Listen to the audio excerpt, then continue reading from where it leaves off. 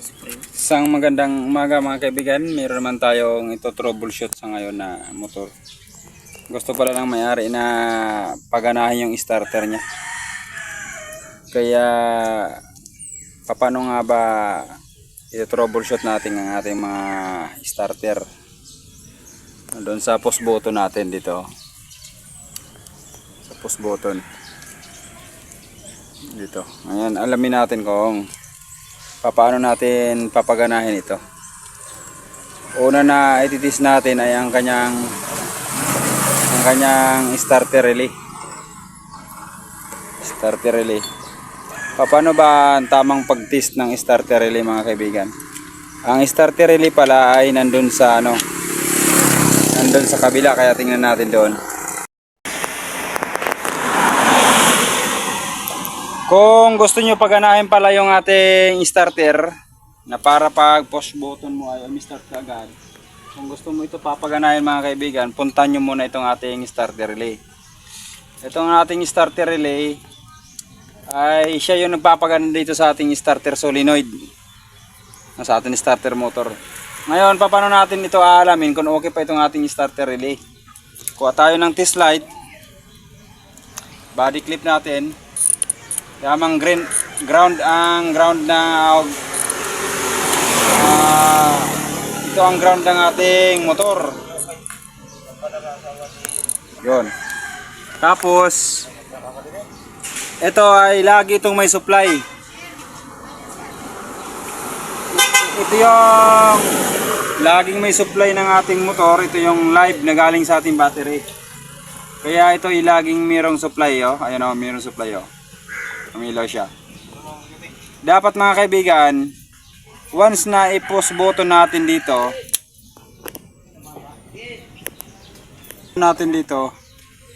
push button, dapat magkaroon ito ng ilaw mga kaibigan.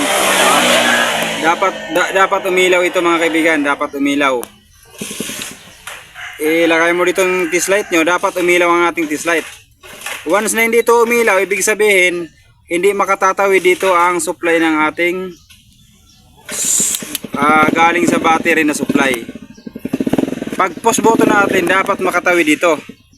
Yamang ang wires na ito ay nakalagay dyan papunta sa ating starter motor.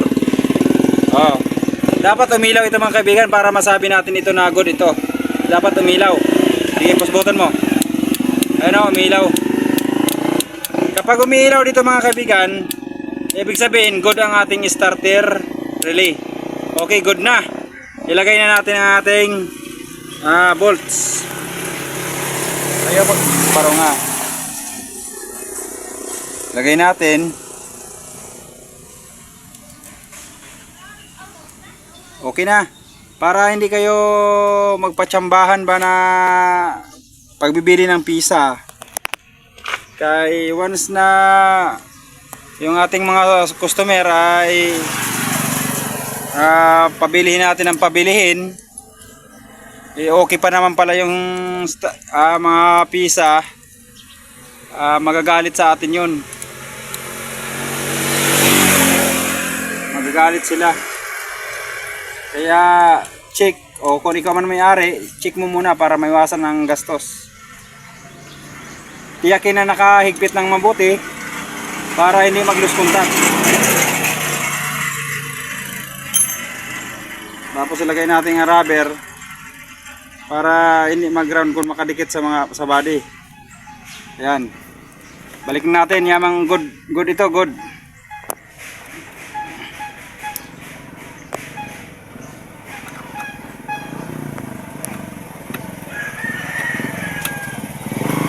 Sa tulay siyang pawa daw. Sa miskilan. Oo.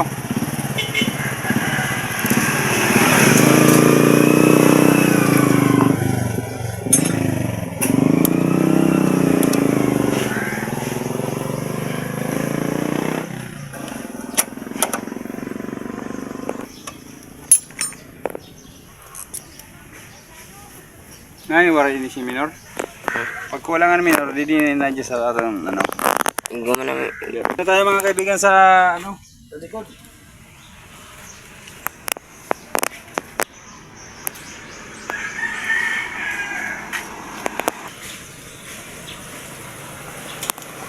Okay. Kuha itong tools natin. Pakinggan natin mga kaibigan, bago nating battery, pakinggan natin kung i-start na siya. Una natin ang susi.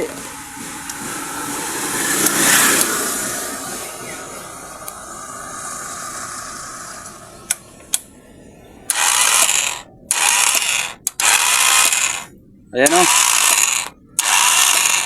Hindi umi-start mga kaibigan, para may umiikot lang sa loob. Hindi gumagana para may umiikot. Ang gagawin natin, buksan natin ito. Tingnan natin kung bakit. Hanggang lagitik lang. Okay naman ang battery, malakas naman.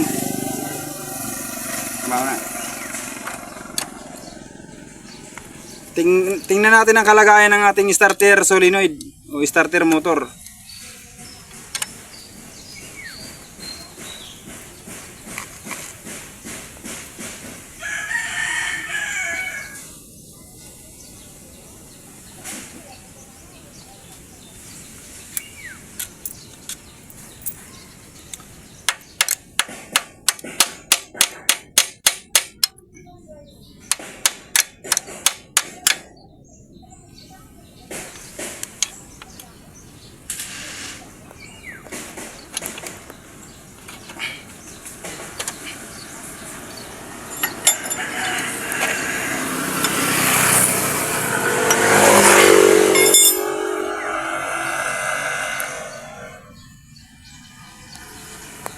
Tingnan natin dito kung umiikot. Dito. Dapat mga kaibigan umiikot ito. Dito. Dito. Dapat ito umiikot. Ito. Ito natin galing yan sa ating starter motor. Ang gear na yan. Dapat umiikot yan pag i-post button natin. Umiikot.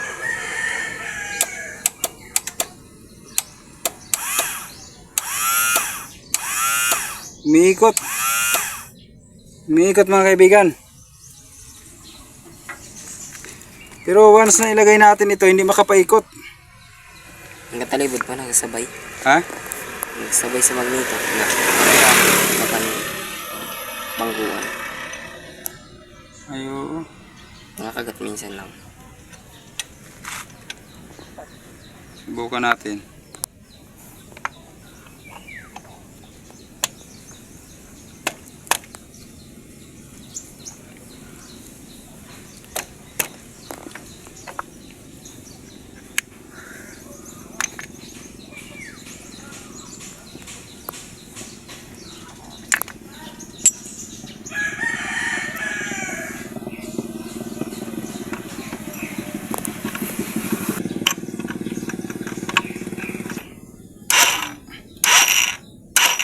Kumakamli.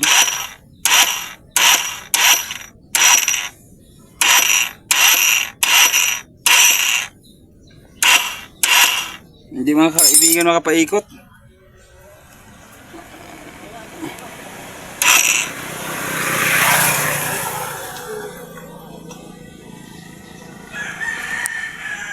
Ay, may problema ito sa loob. Ayan o.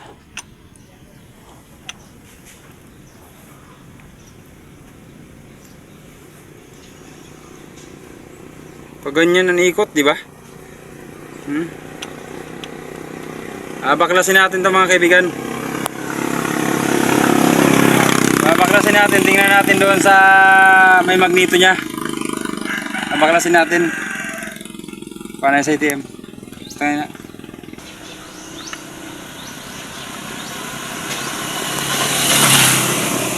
Kung papansin niyo mga kaibigan, kung papansin niyo, ang ikot ng ating starter motor ay paganyan. Paganyan ang ikot oh. Paganyan ang ikot mga kaibigan. Ibig sabihin, paganyan siya, dapat ang ikot niya paganyan din. Paganyan. So dapat papaikotin niya ito paganyan din. Pag ganun din. Once na tumama ito dito na ating gear dito, ang ikot niya pag ganyan. Pag ganyan. So ang magnito natin, ang pag-ikot niya ay pag ganyan. Yan. Pag ganyan. Pag ganyan dapat siya mga kaibigan, ang ikot ng ating magnito. Pero napansin ko kanina dito, ito. Ayan o. Ano siya, nagalos. Kaya babaklasin natin ang magnito. Gamit tayo ng 14.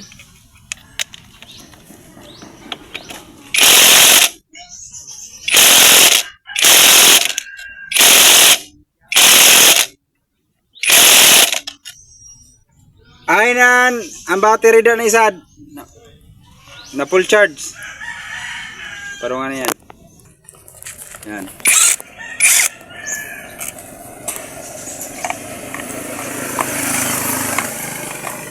Tanggal na natin mga kaibigan. Tapos gagawin natin ito. Papasok natin sa loob para matanggal natin ito. Tanggalin muna natin ito.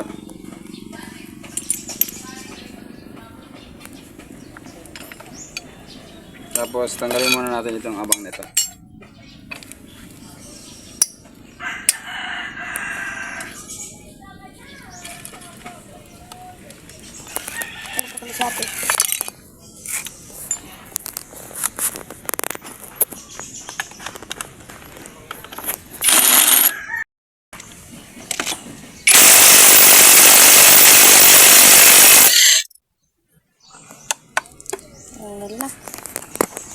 Ayun, tanggalan agad mga kaibigan.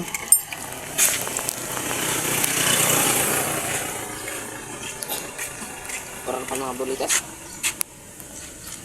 Kulang na. Yung nag-reverse. Yung mga spring niya mga kaibigan, no, wala na. Pero sa naman, kitsa na ito. Ginis na lamang 6 rin yung 110. Oh, wala na. Parang nagatulak na spring ano pa? Wala na. Kailangan ko may magnito kita sa nida.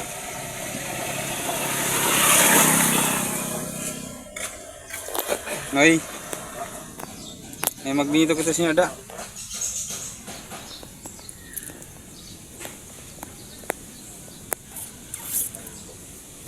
Ha?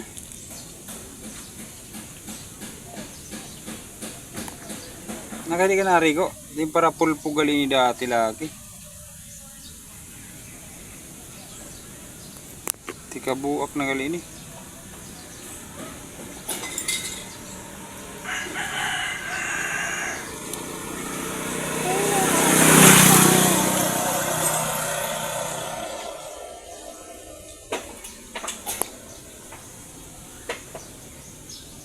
Ang mga spring ang warara na.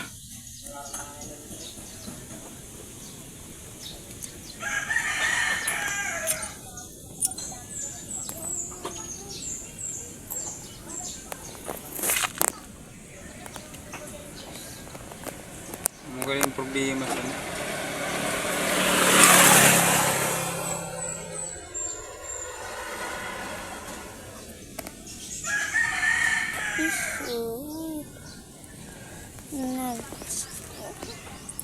may tama mga kaibigan.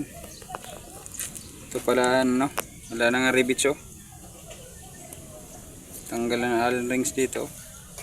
Wala na. Tanggal na. Kaya pala.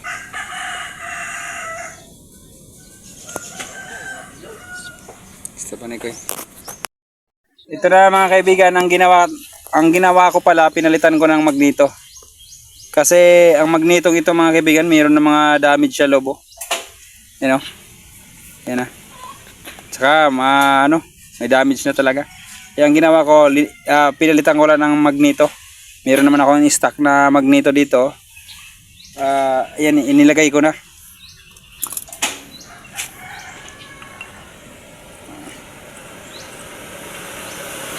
Yan. Tapos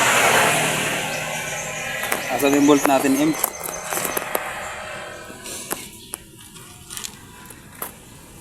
Ito na tornilyo. Wala ade. Ibalik na natin ang ating bolts.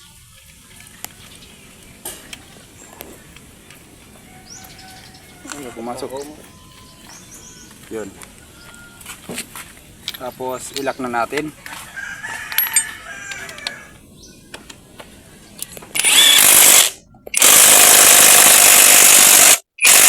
Yan na. Higpit na yan mga kaibigan. Tapos lagayin natin dito. Papunta sa Batangas.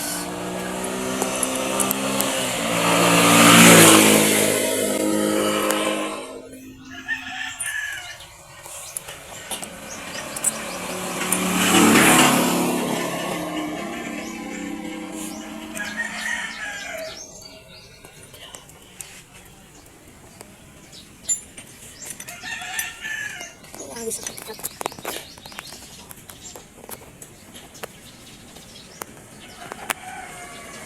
Kapat ba? Karagdagang mga kalaman mga kaibigan, may kinalaman sa magneto pala. Huwag kayong papalit talaga ng magneto kung hindi sila magka-match. Kasi hindi magkakaroon ng kuryente ang motor nyo, no? Once na malaki ito, hindi yan kasya dito sa ating stator. Kaya dapat talaga magkatulad talaga sila sa kalaki. Tapos ang titingnan nyo mga kaibigan ito. Dapat kung saan niya nakalagay, kung dito yan, dito talaga yan dapat ang kamatch niya. Pero kung dito niya nakalagay, hindi yan tatama sa ating pulser. Hindi yan tatama dito sa ating pulser. Kaya napakahalaga na tingnan nyo muna kung kayo ay magpapalit o gusto nyo palitan yung magneto nyo. Okay ngayon, nailagay na natin. Iapigin mo rin para ba't yan. Ayan mga kaibigan, natapos natin, inilagay natin ang ating magneto. Ito mahina nga lang ang battery mga kaibigan, oh. Mahina ang battery.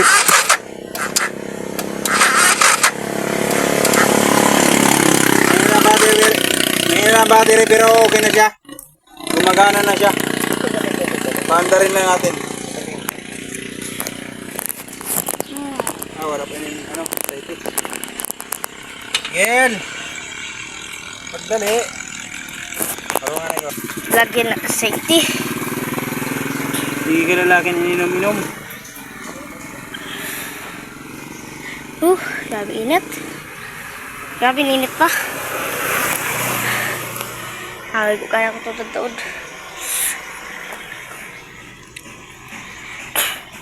Go!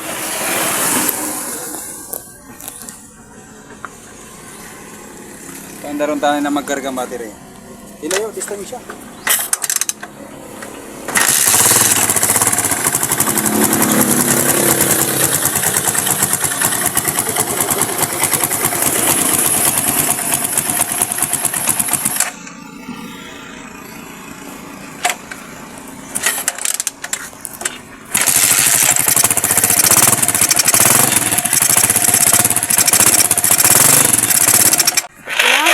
Yan ang mga kaibigan.